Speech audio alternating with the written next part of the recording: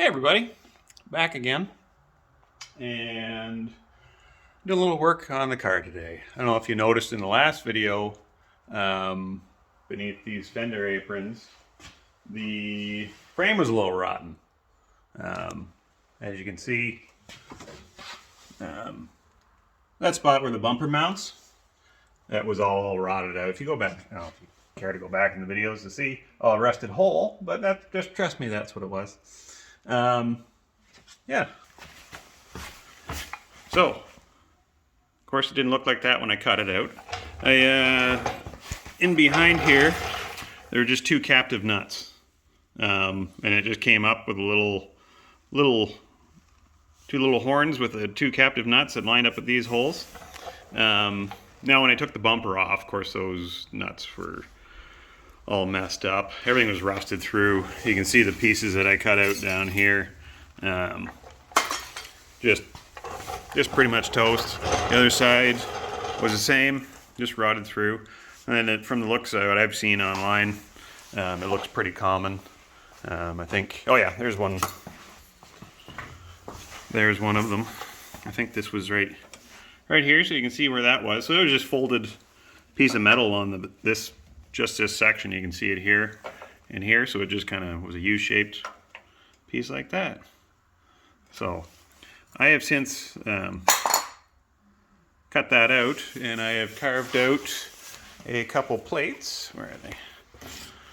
So this side, you can see passenger side, I've got it all lined up to go in there. Hopefully it'll, I think she's a tight fit. It's hard to do with one hand, but that's where that's going to go. I screwed up on the right hand side. I got too much of a gap there, but I'll deal with that. I think the weld will fill it if I just do it, just fill it right up. Luckily I have grinders, which are my best friend when it comes to welding. So please don't judge my welding abilities. They're not great, but I did buy a nice welder before I started this project. There's a Lincoln 210 MP multi-process, so it does MIG, stick, TIG, does it all. I don't know if it does them all well, but it does it all. I haven't had much experience with it yet, so I'm still trying to get things sorted out.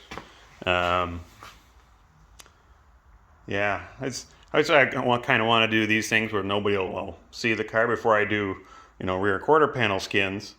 I need to practice my welding and get a little better at it. So, what a good spot to practice on something that'll never be seen by anybody. Same as little pieces of sheet metal. I've got a lot of holes that I kind of want to fill up, and I just want to practice welding before I do the big stuff that everybody's going to see. So yeah, I'm going to get set up and see if I can get this plate, these plates welded in. So, hold tight. All right, so got everything kind of positioned. Just got to set up my welder. So, I'm hoping the technology in this welder will kind of compensate for my lack of welding abilities. Yeah, this one's kind of nice. You can choose whatever you're going to be using. MIG, C25 or C100, manual settings. So if you go into here, it just automatically selects the settings for you, which is nice, because I'm not too familiar with that. But any welder I've used in the past, you can go by the chart on the inside, and actually gives you quite a good job. It's a great welder. Yeah, you can use flux cord, you can use a aluminum spool gun, stick welding, TIG. Yeah, you just select which one you want. So we're using MIG, and tells you how to set it up properly, and that's the right gas. And you select what size your wire is. I'm using 30. What thickness of steel you're welding. Those are 3/16 plates that I'm welding in. The original frame was around an eighth of an inch thick, between 12 and 10 gauge. but I have some of this thicker 3/16 plate that I just cut it out, so I'm going to weld that in there. So I'm going to choose 3/16, and we'll see where it goes. So it automatically gives you your settings. You can adjust it on your own if you want, if you feel that it's necessary. I'm not that good of a welder, so we're just going to leave what it thinks I want. And you can change, there's some options on here: run-in wire, feed speed, spot timer, which is going to be handy for sheet metal. So you can put it on spot, and whatever trigger, as soon as you pull the trigger, it only welds for whatever you set it to. So if you want to weld it, just do a little tack, 1 second, down to half a second, all the way up to 10 seconds max. So yeah, it's going to be handy when it comes down to sheet metal, but we don't need that. Oops, don't need that on right now. So my spot weld's not doing that. I'll just do it on my own. What was the last one? Inductance. Not sure what that does. I'm sure it's in the manual. I don't know though. So there we are, all set up. Yeah. So I think all I need to do is I need a good spot for my ground. So I'm going to grind off. I don't know how well this is going to record because I've never done this on there before. So let me get all set up here and I'll start welding. Okay, so I think I got a good spot for my ground. In case you're wondering, I've welded nuts on the back of here already. Don't look too close at those welds. They'll hold. Let's not dwell on details here. Yeah, so this is weld through primer as well that I've sprayed on there. So I primed the inside of the frame. I rust converted it a couple days ago, cleaned it all up. So rust converted, then sprayed primer on it, so it should kind of hopefully not rust anymore. And this might be a decent weld. So we'll give it a shot here and see what happens. It should just sit right in there like that.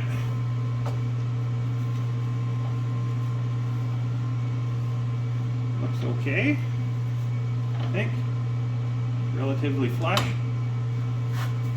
with everything. Yeah, that's better. Okay. Let's see what happens. I'm going to tack it up here at the spot. Tack it down here.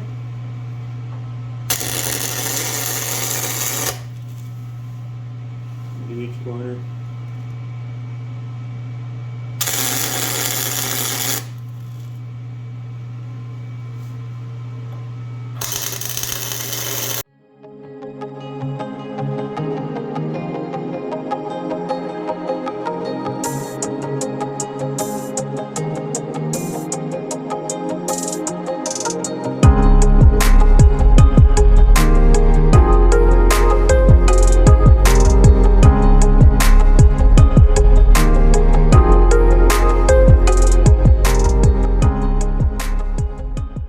So it's the day after. So yesterday, after I finished welding this one side, I looked at it and it did not look good. Like something was, it looked worse than I usually ever remember welding. And something was up. So I tried the other side. I tacked that plate in place, and I noticed all my spot welds were full of holes. It just looked like a sponge, like it was just pockmarked. That's not right. So I did a little research, and that'll happen if you don't have any shielding gas. So I looked, my bottle's full. The pressure gauge is reading full. Now this is a brand new welder. And I only ever used it once before. And that was the only thing I did was just put it on a piece of sheet metal, tried it out, yep, worked, and then I'd figure it out when I ever need to use it again. So that was a few months ago. So this is the first time I've actually used it. So I wasn't really sure on how it's used. My one before was also a flux core welder. So I was used to sparks flying, everything going. Not great welds. But this was didn't puddle, like it was just puddly and full of holes now that I look at it. So I had gas, but then I pulled the trigger. So I disconnected my spool, pulled the trigger, and there's no gas coming out of the end of the hose. I'm like, well, that's not, and I can't hear like there should be a gas valve that goes, you hear it click, and then you have gas flowing. So I looked, and everything's hooked up. There's no like on-off function. It's either hooked up or it's not. So yeah, I took this welder apart, which I should have done a little video on. It's not bad to get apart. And my gas valve is toast. So brand new, bad gas valve. So yeah, so all my welds are very porous. So I don't know what the right thing to do is now. Well, that's the way it sits. So I know those welds are not great because I didn't have any shielding gas, but is it bad enough that I need to cut it out and re-weld it? I don't know if, I probably should. I'm definitely going to grind it down, obviously. I'll look at it.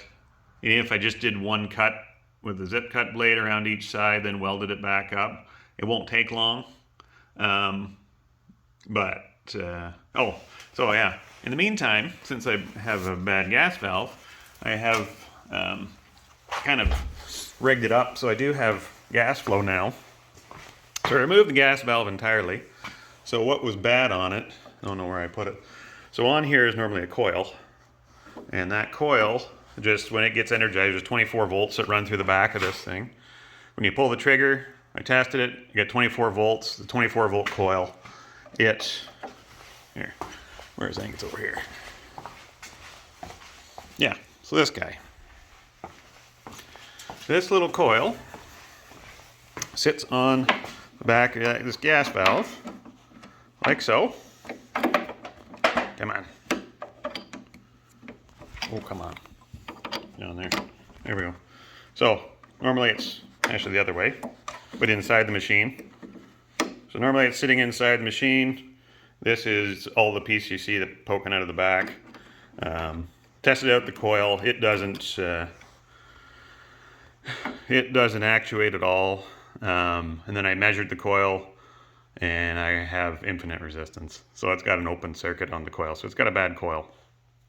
So all that coil does is energize. So it's just an electromagnet. So there's a little valve in here that opens. It's normally closed. So if you have a magnet, you can hear it click. And so when you release the magnet, it closes the gas. When you put the magnet on, you can hear it click, open up. So that's that clicking noise you hear if you have your own gas valve. So the valve still works. So here, I'll show you.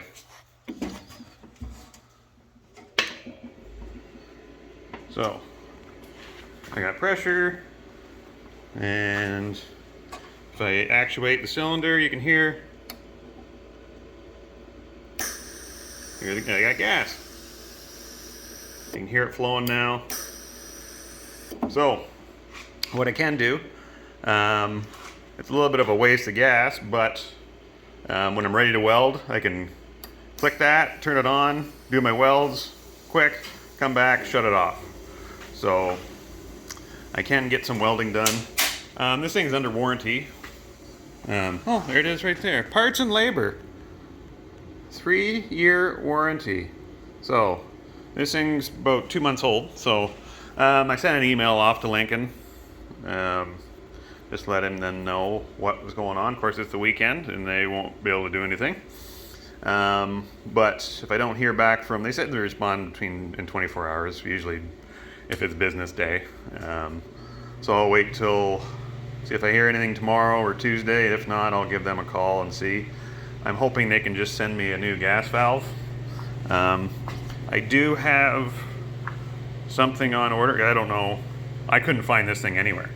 Like, anywhere. Of course, it's made in Italy, and it's 24 volt. You can find them locally in a 12 volt fashion for like 25, 26 bucks.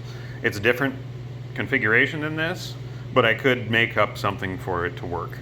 Like, it's not the end of the world. Right, I can manually actuate it. If I had to put another valve in here in line with 2 barbs on it that would run off my 24 volt system, I could easily do that. Just I don't want to cut this hose because it's already made for that. And eventually I get it fixed, so who knows. And when I did find a place to order it was back ordered until God knows when, like everything else right now. So I'm hoping that's not the case with this.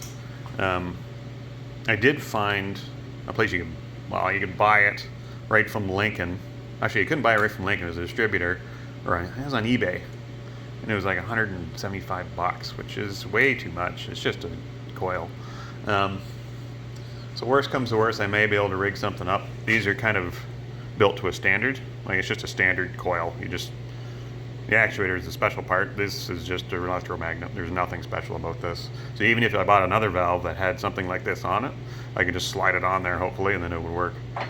And if I wanted to run it off my 24 volt, you can't find 24 volt ones because everything's 12 volt for automotive and pneumatics, and more 12 volt than 24 volt stuff. But if needed, I could rig up something to some type of voltage regulator to bring my 24 volts down to 12 volts if I needed to. But that's a lot of dicking around. And I don't feel like doing that right now. So in the meantime, I'm going to grind that down and see what it looks like. I'm probably going to just, that's where my, it just holds the bumper normally. Like, that's it. It just holds the bumper out there. But that's also where I'm going to mount my rotisserie when I put it on this thing on the rotisserie. So I kind of want it to be fairly structurally sound. So I think I'll grind it down and see if I can get a zip cut in there and maybe carve out a few spots just to reinforce it and then weld it properly. And then I'll do the other side. Hopefully I can get this done today. Okay, so I have got it all ground down to pretty much what it was before. Ground it off, and I thought, I'm just going to zip cut my welds out. I gouged where my welds are going to go again. So I'm pretty much starting over, and we'll see how this goes. Yeah. Well, better get to welding. Hopefully it's better than it was. Open the door here. Get some fresh air and light in here. Okay, gas is on. Let's see what we can do here.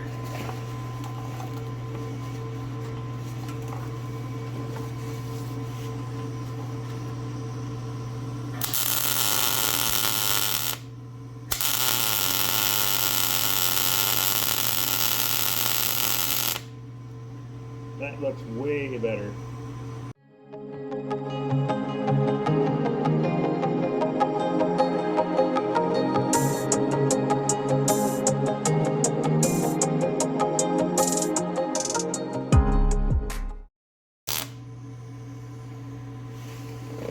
Oh, that looks much better. Look at that. Those welds look way better than the last ones, except for that on the left. That doesn't look real good, but yeah, huge difference. But I'll finish that hole and I'll get started on the other side. Oh, I gotta shut that gas off. So this side's welded in. No real surprises. The metal was a little thin on this side, so had a little bit of difficulty on the top of that plate, but I got it. Doesn't look that great. The other side looks fantastic though. For me anyway, I think it does. So I'm gonna grind those down and see how they look when they're all done up. They're gonna be back. Well, I've got everything kind of polished up and ground down, and doesn't look half bad. Looked better than it was, that's for sure. That's the other side. Yeah, it looks all right. Almost looks like it's gonna work. Anyways, that's it for me, or for this video anyway. I'm kind of done. Maybe the next video I'll it'll be me replacing a gas valve, hopefully, on my welder. Yeah, maybe I'll do a video on that whenever I get the part. But it'll be interesting to see how long it takes me to get this part, and because I have a lot of welding to do. Because there's a lot of little stuff that I want to touch up, and kind of still practice my welding, get a little better at it before I do the big panels. So yeah, we'll see how that goes. Either way, I'm going to get this welder working, whether it's with the right part or with a different part. So, all right, we'll see you next video.